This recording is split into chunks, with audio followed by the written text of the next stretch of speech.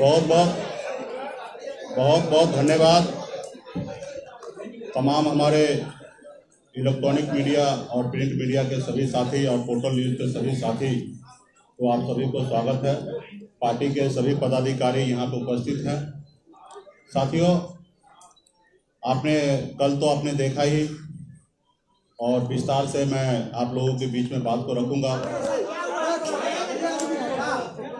आप सभी को पता है कि बिहार में और मेरे 39 साल की उम्र में 21 साल से मैं संघर्ष कर रहा हूँ। एक गरीब मछुआरा परिवार में जन्म लिया। 18 साल की उम्र में ही मुंबई जैसे शहर में जाकर अपने दिन रात मेहनत करके अपने कामयाबी को हासिल करके बिहार में पिछड़े दबे कुचले अति पिछड़ा समाज निषाद समाज के हक अधिकार के लिए निरंतर बिहार में 6 साल से मैं संघर्ष कर रहा हूँ। और संघर्ष कर और उस संघर्ष में हमेशा हर किसी ने धोखा दिया और मैं आगे बढ़ता रहा। 2018 में हमने एक पॉलिटिकल पार्टी बनाया। हमें लगा कि समाज को न्याय इसी रास्ते से दिलाया जा सकता है और हमने पार्टी बनाने के बाद हमने श्री लालू प्रसाद जी को नेता मानते हुए हमने उनके विचार पे चलने का निर्णय लिया और महागठबंधन में हमने शामिल हुआ। और जब शामिल होने के बाद उससे पहले तो बड़ी बड़ी मीठी मीठी बातें करते थे, जहां हम बुलाते थे वहां पे आके मीटिंग करते थे क्योंकि वो हमारे साथ गठबंधन करना चाहते थे। जब गठबंधन होने के बाद लोकसभा चुनाव के समय में भी हमारे साथ चीटिंग किया गया था। जो सीट हमें नहीं चाहिए था वो भी सीट उन्होंने दिया। यहाँ तक बात हो चुका था कि मुझे दरभंगा लोकसभा में लड़ना था, लेकिन तैयारी कराने के बाद लास्ट मोमेंट पे हमें खगड़िया भेज दिया गया। हम चुप रह गए। हमें मधुबनी का सीट नहीं चाहिए था, जबरदस्ती उन्होंने सीट दिया और अपना कैंडिडेट दिया, जबकि हमारा कैंडिडेट कोई और था और उन्होंने इच्छा रखा कि इनको दिया जाए। हमने सहमति दे दिया, उनको हमने चुनाव लड़ाया। हम मुजफ्फरपुर नहीं लेना चाह रहे थे, जबरदस्ती उन्होंने हमें सीट देने का काम किया। उसके बावजूद भी हम महागठबंधन में बने रहे और साथ आगे बढ़ने का हमने निर्णय लिया था, उसको हम दोहराते रहे। उसके बाद आपने देखा परिणाम अच्छा नहीं रहा। उसके बाद हमारे जो मधुबनी लोकसभा क्षेत्र में जो चुनाव लड़े थे बद्री पूर्वे जी, उनको राष्ट्रीय जनता दल ने अपने पार्टी में ज्वाइन करा लिया। आप कह सकते हैं कि एक गठबंधन में साथी रहने वाले लोग और उनके पार्टी तोड़ के अपने पार्टी में ज्वाइन करा लेना कहाँ तक सही है। उसके बाद भी हमने चुप रहा। सिमरी बख्तियारपुर में उपचुनाव की बारी आया और पहले से बात हो चुका था कि सब पार्टी एक एक सीट लड़ेंगे, क्योंकि ये एनडीए का सिटिंग सीट था, इसलिए हम सब मिलकर लड़ेंगे और मजबूती से जीत हासिल करेंगे। और सब आदमी अपने अपने अनुकूल तैयारी कर रहे थे। उसके बाद लास्ट मोमेंट पे उनके तरफ से आदेश आता है कि आप हमें समर्थन दीजिए, हम चारों जगह हम खुद लड़ेंगे और आपका समर्थन मिलना चाहिए। हमने कहा ये तो गलत है। अगर यही आपको लड़ना रहता तो 2 महीना पहले हमें बता देते तो शायद हम समझ लेते। लेकिन हम जब तैयारी में उतर गए और अपने लोगों को बोल दिए कि आपको ये सीट दे रहे हैं, जबकि खगड़िया लोकसभा क्षेत्र में ही सिमरी बख्तियारपुर आता है, तो हमने वहाँ पे चुनाव लड़ने का निर्णय किया। और मैंने उनको बता दिया कि सन ऑफ मल्ला किसी के पीछे चलने वाला नहीं है। अपने कंडीशन से बिहार में अपने समाज हक अधिकार के लिए लड़ाई लड़ने के लिए खड़ा है और किसी पार्टी के पीछे चलने वाला नहीं है। हमने उनसे एक सीट पर उनसे हमने कंप्रोमाइज नहीं किया और हमने अपनी ताकत दिखाने का निर्णय ले लिया और हम वहाँ पे चुनाव लड़े और अकेले 1 साल पुराना पार्टी 15% वोट लाया, 26,000 वोट हमने लाया। और वहाँ पे उन्होंने देखा कि मेरे 26,000 वोट लाने से, अति पिछड़ा समाज हमारे साथ आने से वहाँ पे एनडीए का बुरी तरीके से 15,000 से हार होता, वहाँ पे राष्ट्रीय जनता दल को जीत होता है। और वहीं से उन्होंने एक षड्यंत्र रचने का कोशिश किया कि इनके पास एक वोट बैंक है और ये इनके साथ है, और उन्होंने समय रहते हुए साथ आए, सारे चीज किए और उन्होंने निर्णय ले लिया था कि इनको समय आने पे हम इनको धोखा देंगे। आज हम लोगों ने हर जगह पे, आपको पता होगा कि ब्लैंकली जितना उनके परिवार के लोग उनको सपोर्ट नहीं करते होंगे, उससे ज्यादा सन ऑफ मल्ला उनको हमेशा सपोर्ट किया सीएम के लिए। मुझे मालूम है कि उस जगह पे वो नहीं पहुंच सकता, उसके बावजूद भी जब भी उन्होंने हमें बड़ा भाई कहा तब ने हमने उसको छोटा भाई मानने का काम किया और मैंने सोचा कि मैं अपने उंगली पकड़ के इनको सीएम के रास्ते पे लेके जाऊंगा। आपने कल भी देखा संबोधित में उन्होंने बड़ा भाई का जिक्र किया था। अब मैंने भी छोटा भाई समझ के उनको उंगली पकड़ के आगे बढ़ाने का निर्णय ले लिया था कि बिहार में इनको हम आगे पहुंचाएंगे। और उनके मन में तो कुछ और ही चल रहा था कि सबसे बड़ी बात है कि आप सबको भी पता है कि उसको बिहार के युवा से मतलब नहीं है, हर युवा से डरता है। आप देखिए कन्हैया जी उस समय में लोकसभा में एक सीट पे गठबंधन कर लेते हैं, वो सांसद बन जाते तो उनको उससे समस्या नजर आया। वही चिराग जी हो या मुकेश सहनी हो, हर किसी से उसको समस्या, उनको तो अपने भाई से समस्या है, उनको अपने भाई को आगे नहीं बढ़ाना चाह रहे हैं। कल आप लोगों ने टीवी पे देखा कि उन्होंने चक्कर आके गिर गया, ऐसी कुछ बात नहीं है। वो कल नाराजगी व्यक्त कर दिए थे कि हमें कुछ सीट चाहिए और हमारे लोगों को लड़ाना है, वो सहमति नहीं बन पा रहा था, उन्होंने बैकआउट किया कि हम किसी में नहीं जाएंगे और इस तरीके का तबीयत खराब होने का बहाना किया गया। फिर बाद में मान मनोबल किया गया और फिर उनको साथ में लाया गया। सच्चाई ये था, क्योंकि मैं कल 12:30 बजे से 10 नंबर बंगले पे ही था और मैंने देखा, जब मैं गया था तभी मैंने देखा, हम तेज प्रताप जी से मिले, उसके बाद जब सहमति बन गया तो लास्ट में भी जब तेज प्रताप जी आए तो उनसे हमने मिला। अब बहुत व्यवहारिक लोग हैं तेज प्रताप जी, लेकिन वो अपने भाई को जब पीछे रखने का कोशिश कर रहा तो भला अति पिछड़ा का बेटा, मल्ला का बेटा, वो कैसे आगे लाएंगे। आज वो देख रहे हैं कि बिहार में अति पिछड़ा का उभरते हुए सितारा सनत मल्ला है। कल अगर ये अपने पैर को जमा लेंगे तो हमें आने वाले समय में राजनीति करना बहुत कठिन हो जाएगा। और इसलिए उन्होंने साथ रख के 2 दिन पहले, कल से 2 दिन पहले जब मैं फिर 10 नंबर में गया था, बहुत सारे बातें हुआ। उन्होंने खुद बोला कि आप कहां से चुनाव लड़ रहे हैं, चुनाव नहीं लड़िएगा तो डिप्टी सीएम कैसे बनिएगा। तो हमने बोला कि कहीं से लड़ लेंगे। उसके बाद जब गिनती हो रहा था कि 65 सीट कांग्रेस को देना है, वाम दल को 27 सीट देना है, 3 सीट हम झारखंड मुक्ति मोर्चा को देना है, 25 सीट आपको देना है, फिर हमारे पास बचेगा कितना है। तो हमने कहा आधा सीट बच रहा है, 123 सीट बच रहा है, काफी है। पिछली बार तो आप 100 सीट में लड़े थे। जब ये सारे बातें 2 दिन पूर्व में ही उनके आवाज पे हो गया था, उसके बावजूद भी वो मुझे अंधेरे में रखने का कोशिश किया।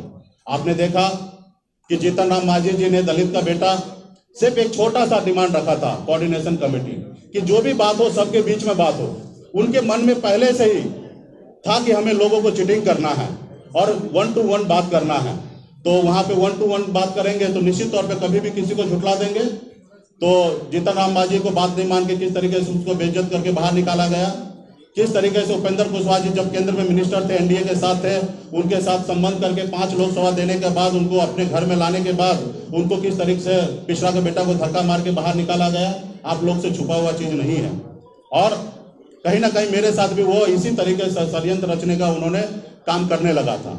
आज कहीं ना कहीं आपने देखा कि सिमरी बख्तियारपुर में मेरे पास जो ताकत था उसको लेके वो समझ रहा था कि इनको लास्ट मोमेंट पे अपने कंडीशन पे, कल भी उन्होंने प्रेस कॉन्फ्रेंस में कहा कि हमारे पास 144 सीट में हम वीआईपी पार्टी को एडजस्ट करेंगे और झारखंड मुक्ति मोर्चा को एडजस्ट करेंगे। मतलब क्लियर था कि आप हमें सीट देना चाहते। जब 2 दिन पहले जो गठबंधन में साथी आए, माले या सीपीआई सीपीएम, उनको आप नंबर दे देते हैं। जब कांग्रेस, आपने देखा कि कांग्रेस से लास्ट मोमेंट पे 70 सीट उनसे बात वादा करने के बाद 58 सीट की बात करने लगा। जब ऐसे नेशनल पार्टी के साथ चीटिंग करने के लिए वो मन बना सकता है तो हमारे जैसे छोटे पार्टी पिछड़ा के बेटा के साथ क्यों नहीं बना सकता है। जब उन्होंने कांग्रेस पार्टी ने एक्शन लेने का कोशिश किया तब उनके सामने में झुका। उनको मालूम है कि मुकेश सहनी अगर एक्शन लेता है तो इसका परिणाम, इसका फल मुझे बेनिफिट में नजर आएगा, तो वो उनके सामने से झुका। आपको मैं बता दूं 2019 में कांग्रेस पार्टी से गठबंधन टूट चुका था, 11 सीट से 9 सीट हो चुका था और गठबंधन कहीं ना कहीं टूट चुका था। मैं वहां पे दिल्ली में रहकर मैंने दोनों तरफ बीच बचाव करके मैंने गठबंधन बरकरार रखने का काम किया था 2019 में। आप उपेंद्र कुशवाहा जी से बात कर सकते हैं या शक्ति सिंह गोयल से बात कर सकते हैं, उसमें मेरा सबसे बड़ा अहम रोल था। अभी भी जब आपस में लड़ाई हो रहा था तो तेजस्वी यादव प्रसाद जी हमको फोन करके कहते हैं कि आप कांग्रेस को टाइट कीजिए। हमारे प्रवक्ता भी आपने देखा होगा कि थोड़ा नसीहत दे दिया कांग्रेस पार्टी की तरफ से। वो तो कोशिश कर रहा था कि मेरे मुंह से बुलाने का कोशिश कर रहा था, लेकिन हमने नहीं बोला। हम आनंद फानन में दिल्ली भाग के गए। उससे पहले हम गए थे, हमने अहमद पटेल साहब से मिला, उनको सारी बात हमने रखा था। उसके बाद 2 दिन के बाद फिर से हम दिल्ली जाते हैं और फिर से हम गोयल जी से मिलकर उनको हम बताते हैं कि अगर 2-4 सीट की बात है तो हमसे ले लीजिए, लेकिन गठबंधन मत तोड़िए, क्योंकि हम लोगों को आगे बढ़ना है। 2024 में भी आप लोगों की राजनीति करना है, आगे बढ़ना है। आपने देखा कि हमने जब एयरपोर्ट पे आया था, मैंने खुले शब्दों से कहा था कि अगर किसी गठबंधन के साथी को अगर 2-4 सीट चाहिए हमसे ले लीजिए, लेकिन गठबंधन नहीं तोड़ा जाए। हमेशा हम गठबंधन के पक्ष में हम हमेशा खड़ा रहे। और जब कांग्रेस पार्टी के साथ जो लोग चीटिंग कर सकता है तो भला हमसे क्यों नहीं कर सकता है। तो इसलिए साथियों, कल मैं जब 12:30 बजे बंगला पे पहुंचा, बैठे बहुत देर, बहुत तरह का बातें हुआ, लेकिन इस चीज़ों पे बात नहीं हुआ। जब हम आने लगे तो 4 बजे हमें बैठ के बात होता है कि आपका जो नंबर है वो हम कल घोषणा करेंगे। मतलब भैया, जब सबका नंबर घोषणा कर रहा है, जब बात हो चुका है 25 सीट और डिप्टी सीएम, तो घोषणा करने में आपत्ति किस बात का? नहीं, कुछ समस्या है, 1-2 सीट का एडजस्टमेंट है, कल कर लेंगे। तो मतलब ठीक है, चलो कल की बात है तो एक रोज संभाल लेंगे। फिर मतलब डिप्टी सीएम घोषणा कर दीजिए, तो उन्होंने भी बोला कि दोनों एक साथ में कर लेंगे। तो मेरे मन में शंका वहीं पे उत्पन्न हो गया, लेकिन मैंने उनके साथ आने का निर्णय लिया कि नहीं, चलते हैं, कल देख लेंगे, एक रोज के बाद हो जाएगा, कर लेंगे। जब यहाँ पे बैठने के बाद जब उन्होंने संबोधित में सारी चीज बात रखा और फिर उन्होंने 2-3 दिन का समय ले लिया, तो मुझे लग गया कि वो निश्चित तौर पे सारे रास्ता बंद करके और बाद में हमें बाहर निकालना चाहता है या अपने कंडीशन पे राजनीति करवाना चाहता है। तो हमने तभी का तभी हमने निर्णय लिया, क्योंकि मैंने संघर्ष करना सीखा है, आगे भी संघर्ष करते रहूंगा। और बिहार में अति पिछड़ा, दलित, अल्पसंख्यक, तमाम हर जाति वर्ग के लोग के लिए मैं लड़ाई लड़ना चाहता हूँ। मैंने अपनी जिंदगी में मैंने बहुत कुछ पाया, संघर्ष करके पाया। मेरे पिताजी का विरासत में मुझे ये राजनीति नहीं मिला। मैंने मेरे खानदान का पहला ऐसा व्यक्ति हूँ कि मैं राजनीति में आया हूँ और मैंने जन के मैं आज बिहार में राजनीति कर रहा हूँ और समाज के लिए लड़ाई लड़ रहा हूँ, अपने स्वार्थ के लिए राजनीति नहीं करता हूँ। आप सबको अगर पता होगा कि 2015 से मैं बिहार के राजनीति में हमेशा किंग मेकर बन के मैंने लोगों के लिए काम किया। मैं जब चाहता अपने लिए राजनीति पावर और शक्ति हम प्राप्त करके आज मैं अलग जिंदगी जीता। मैं अगर मुझे अपने लिए जिंदगी जीना रहता तो मुंबई का ऐशो आराम जिंदगी छोड़कर मैं बिहार क्यों आता। मैंने अपने ऐशो आराम की जिंदगी छोड़कर बिहार आया क्योंकि मुझे तकलीफ है कि हमारे लोग जो है, खासकर पिछड़ा समाज के लोग, वो काफी तकलीफ में गुजर रहा है और बिहार में एक विजन वाला व्यक्ति चाहिए जो आगे बढ़ सके। आज हमने 1 रुपया से 100 रुपया कैसे बनाया जाता है वो मैंने मुंबई में सीखा है। बिहार में भी मैंने सोचा कि बिहार के लिए मैं तमाम युवा साथी के लिए, हर जाति धर्म के लिए मैं काम करूं और कहीं ना कहीं साथी लोगों ने पीठ में खंजर भोंकने का काम कर रहा है। और आपने देखा कि कल किस तरीके से उन्होंने 3 दिन का समय लिया और फिर हमने वहां से ये करने का कोशिश किया और अलग अलग तरह से बातें कर रहा है कि प्लानिंग अगर ऐसी रहता तो हम आपके साथ क्यों। भाई, तो आपको मुंह पे सेलो टेप तो नहीं चिपका दिया था नंबर बोलने से, आपने नंबर को छुपाया, आपने डिप्टी सीएम को छुपाया। जो 4 दिन पहले गठबंधन में आया, आप उनको 4 दे रहे हैं या 8 दे रहे हैं या 19 दे रहे हैं, आप उनके बारे में बात कर रहे हैं, लेकिन वीआईपी के लिए क्यों नहीं बात कर रहे? आपको वो नंबर को डिक्लेयर करने में क्या समस्या था? कहीं ना कहीं आपके मन में शंका था कि हमें इनको लास्ट मोमेंट पे इनके साथ हमें चीटिंग करना है। तो जो व्यक्ति अपने परिवार को नहीं हो सकता है वो बिहार का युवा को क्या हो सकता है? कल एक लाइन उन्होंने कहा कि मैं ठेठ बिहारी हूं, मैं जो कहता हूं वो करूंगा और मेरा डीएनए भी बहुत साफ सुथरा है। अब बताइए, इसमें कहीं पे डीएनए झलक रहा है कि कितना साफ सुथरा है? दूसरे से डीएनए का हिसाब तो ले रहे हैं, लेकिन अपना क्या? जब आप अपने भाई को नहीं हो सकते तो दूसरे का क्या होंगे? आपका बड़ा भाई है जिसको ताज देना चाहिए, उसको 2-2 टिकट पे आप उनको मोहताज कर देते हैं। ये ऐसी राजनीति होता है? आप कहीं ना कहीं उनको कि बिहार के किसी युवा से मतलब नहीं है। आज कहीं ना कहीं देखिए, आज मुझे पता चला कि कांग्रेस को 70 सीट नाम के साथ उन्होंने दे दिया, सीपीआई माले और सीपीएम को नाम के साथ उनको सीट दे दिया। मुझे नाम पे भी चर्चा नहीं हुआ। एक तो संख्या तो दूर की बात है और खुद उनके जो सिटिंग सीट है उनको ग्रीन सिग्नल दे दिया गया। और आप तो देख ही रहे हैं डिस्को मान में किस तरीके से लेन देन चल रहा है, नीचे में गाड़ी में करोड़ों करोड़ रुपया पकड़ाया जा रहा है। आप सब तो देख रहे हैं किस तरीके से बिहार में खेल हो रहा है, सारे सीट पे लोगों को एडजस्टमेंट किया जा रहा है, हमसे बात भी नहीं। आज मुझे पता चला कि सबके लिस्ट जारी हो रहा है। हमारा तो नंबर पे बात होना था, उसके बाद लिस्ट पे जारी बात होना था और लास्ट मोमेंट आ चुका है। पहला चरण का 8 तारीख तक नॉमिनेशन है, आज हम 4 तारीख तक बैठे हैं। अभी तक हमारे पास ये भी नहीं पता कि हम किस क्षेत्र में किसको लड़ाना चाहेंगे। मेरा पहले से मानना था कि हमें जितना भी सीट मिलेगा उसमें से 80% अति पिछड़ा को लड़ाना है और पार्टी के संगठन के लोग को लड़ाना है ताकि हम आगे बढ़ सके। और अच्छी हमने बात भी रखा था 80% अति पिछड़ा को लड़ाना है, हमने ये भी कह दिया कि अगर आपके पार्टी में अगर कोई निषाद समाज के लोग हैं, उनको भी हम एडजस्टमेंट करने के लिए तैयार हैं। उनके मन में एक शंका आया कि चुनाव जीत लेंगे और शायद कम सीट की बात होगा, दूसरे पक्ष में भाग जाएंगे। तो भैया आपके साथ तो मुख्यमंत्री भी चले जा चुके हैं, और लोग के बीच में तो अपने परिवार में आप अपने धर्मपत्नी के साथ अच्छा व्यवहार नहीं कीजिएगा, तो आपकी धर्मपत्नी छोड़ के चला जाएगा, तो आपके सहयोगी दल क्यों नहीं छोड़ के जाएगा। हमने वहां पे भी उसको बोला, गारंटी दिया कि अगर आपको इस चीज का अगर डर है तो आप एक नाम बताइए किसको हम अपने पार्टी का राष्ट्रीय अध्यक्ष बना दें।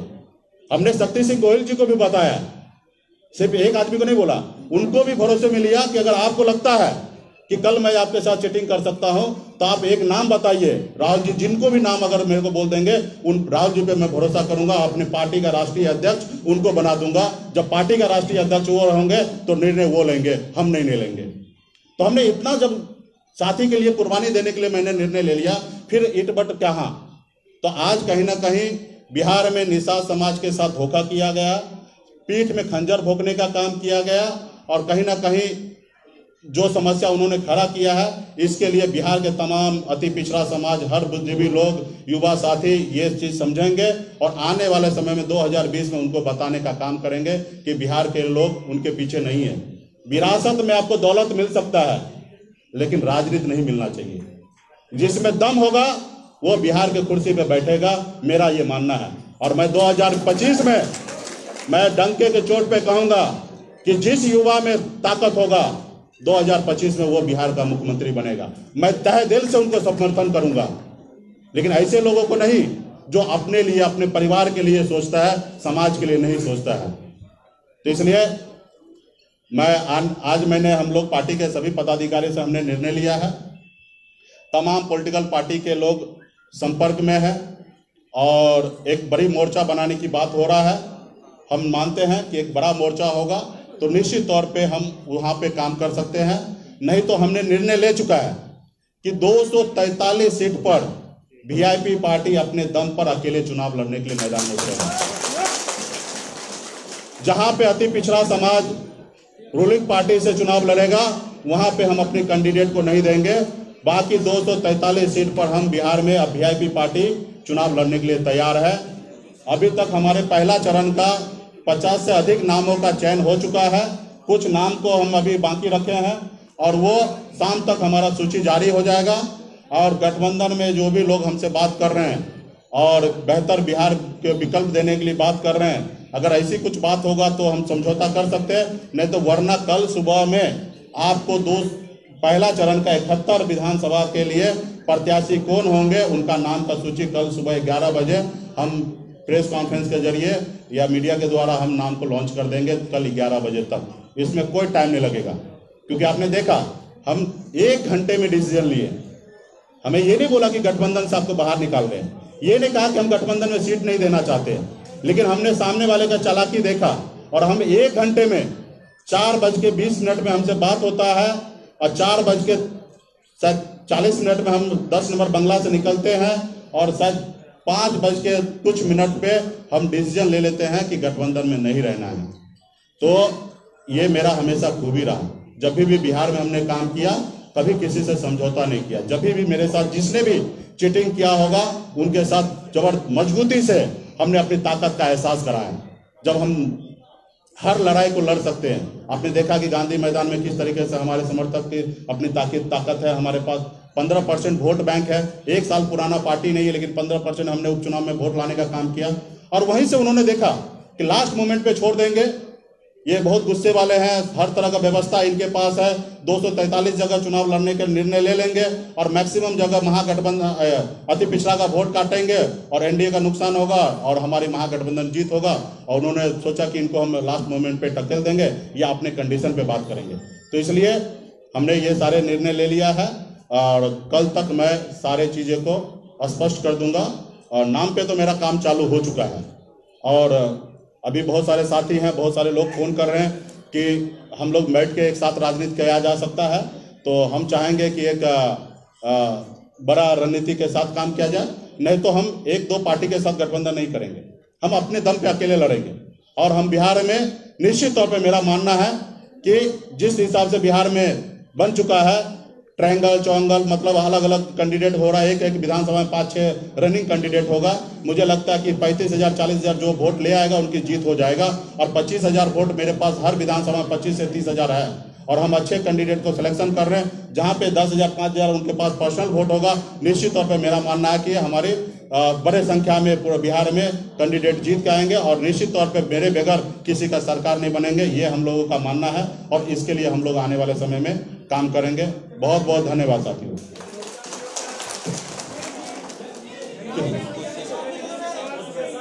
आराम से एक एक करके पूछिए, हम बताएंगे हर चार। हाँ माइक दो।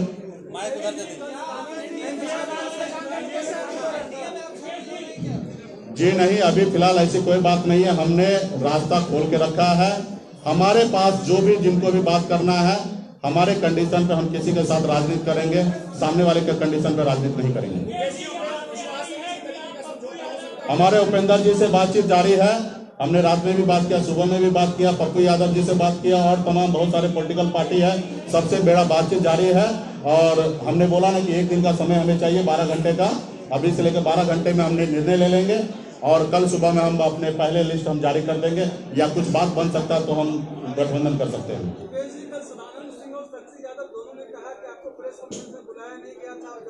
आप उनके संजय यादव का ट्वीट पे चले जाइए और आपको दिख जाएगा कि वो बुलाएं कि नहीं बुलाएं। ये आपको दिख जाएगा कि किसको बुलाए थे।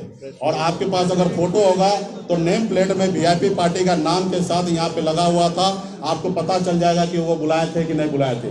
उसके बाद तेजस्वी प्रसाद यादव संबोधित में बड़े भाई मुकेश सहनी करके और उन्होंने कहा कि हमारे पास जो सीट बचा है उसमें से वीआईपी पार्टी को हम 1-2 दिन में निर्णय लेंगे।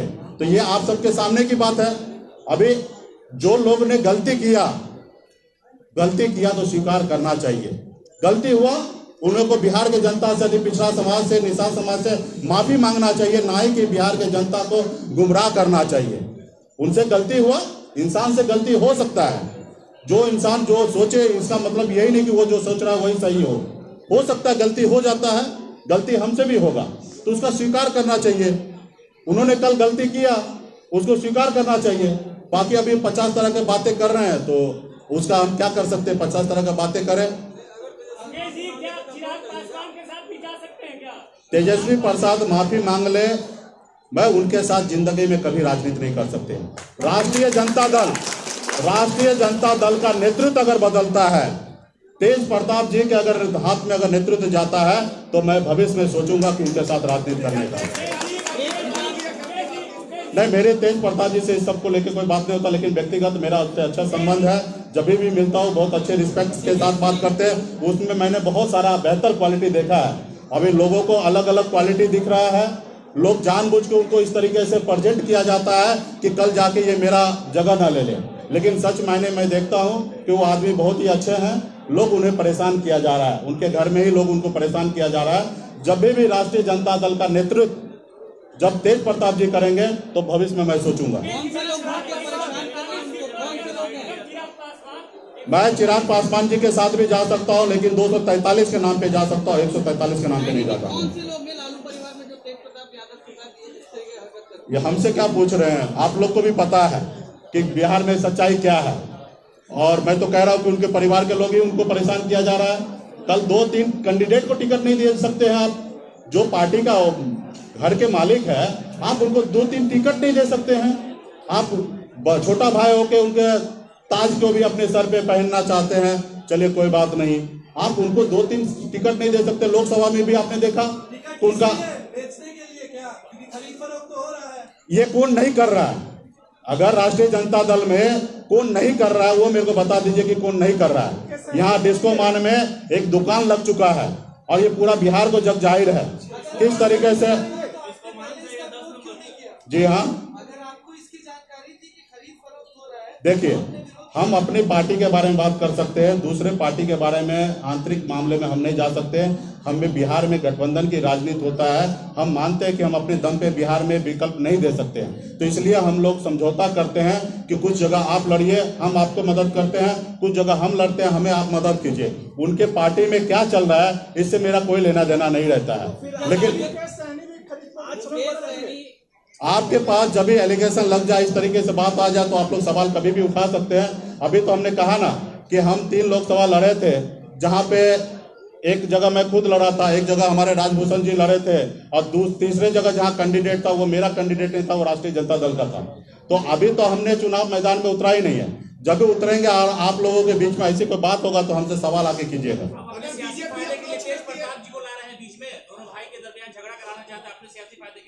मुझे जो सही लगा वो मैंने बात रखा है, उसको आप किस एंगल से लेना चाहते हैं। मैं तो आज उनके परिवार के कुछ लोगों को अच्छा तो मानते हैं ना। हमने पहले भी कहा कि लालू प्रसाद जी को मैं बहुत मानता हूं, उनके विचारधारा से जुड़ने के लिए मैं राष्ट्रीय जनता दल में आया हूं। आज शायद लालू प्रसाद जी रहते तो शायद ये नौबत नहीं आता। ये हमारे कांग्रेस पार्टी के बड़े पदाधिकारी नेता शक्ति सिंह गोयल जी भी ने इस बात को जाहिर किया। ये बात सच्चाई है कि अगर आदरणीय श्री लालू प्रसाद जी रहते तो इस तरीके का बातें नहीं होता। तो कुछ लोग अच्छे हैं और कुछ लोग गलत हैं, तो उसका तो विरोध होना चाहिए। और आप नंबर बोलना था, आपने नंबर नहीं बोला। आपको जो चीज वादा किया था उसको आप वादा पूरा नहीं किए, तो कहीं ना कहीं गलती आपने किया है। तो हमने अगर गठबंधन से बाहर निकलने का निर्णय लिया तो बिहार की जनता को भी पता चलना चाहिए कि मैं गलत हूं या सामने वाला गलत है। अगर मैं गलत हूं तो आप शक्ति गोयल सिंह जी से आप पता कर लीजिए। मैंने अपने पार्टी का राष्ट्रीय अध्यक्ष उनको बनाने का निमंत्रण दे दिया। अब कोई ऐसा कर सकता कि बिहार की राजनीति में अपने पार्टी का राष्ट्रीय अध्यक्ष किसी अन्य पार्टी के लोगों को बोलेगा आप बन जाइए? हम इतना त्याग किए। हम 2 दिन पहले दिल्ली जाके उनको मनाए। कोई गठबंधन में ऐसा हो सकता है कि अपने साथी को अपने गठबंधन में जोड़ ले? कोई गठबंधन में किसी साथी को बोल के दूसरे गठबंधन के साथी को, पार्टी के लोगों को गाली दिलवाएं, उनको टाइट करने के लिए उनको अनाप शनाप बुलवाएं? ये सब चीजें गलत था। और मैंने हर जगह पे सही करने का निर्णय लिया था कि सही करते हैं और आगे बढ़ते हैं। और हम सही करते करते आगे बढ़ने का कोशिश कर रहे थे, लेकिन एक समय हो जाता है, वहां पे आपको निर्णय लेना पड़ता है। बहुत बहुत धन्यवाद। बहुत